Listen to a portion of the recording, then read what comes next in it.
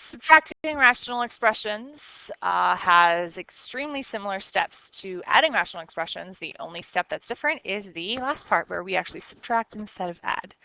So here, as always, in any rational expressions, the first thing that you want to do is factor. I actually see now in my two denominators that I have in this problem that they definitely do need factored for me to figure out what the common denominator is.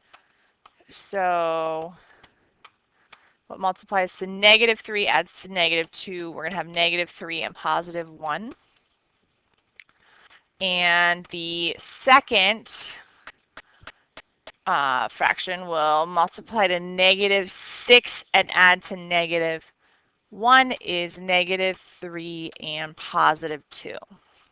So my restrictions, what will not work in this problem? We have 3, negative 1, and negative 2.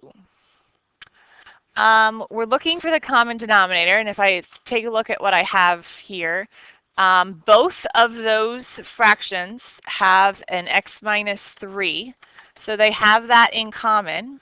I don't need to write it twice, I just need it once, so they have it in common.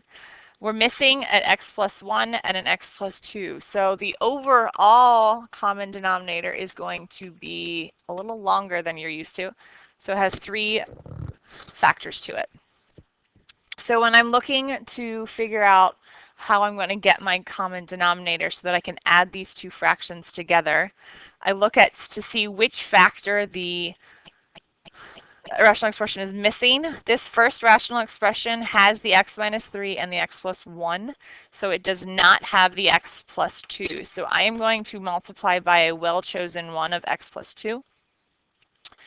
And the second rational expression is missing the x plus 1.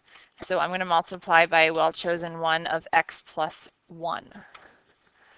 Denominator does not need to be multiplied out.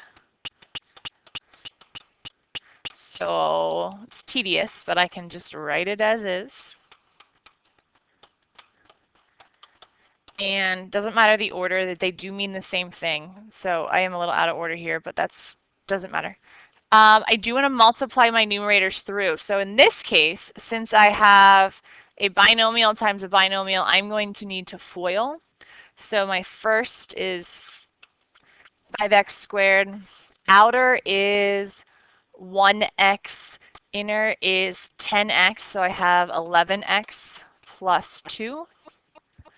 And the second term, I'm going to have to again FOIL. So first is 5x squared, outer is 5x, inner is negative 3x, so that's going to be 2x, and last is negative 3.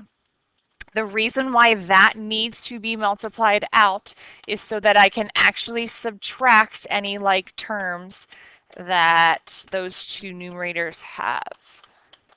Now here's the difference between adding and subtracting. I'm subtracting now in between. So 5x minus 5x, that's going to wipe to 0. 11x minus 2x is going to be 9x.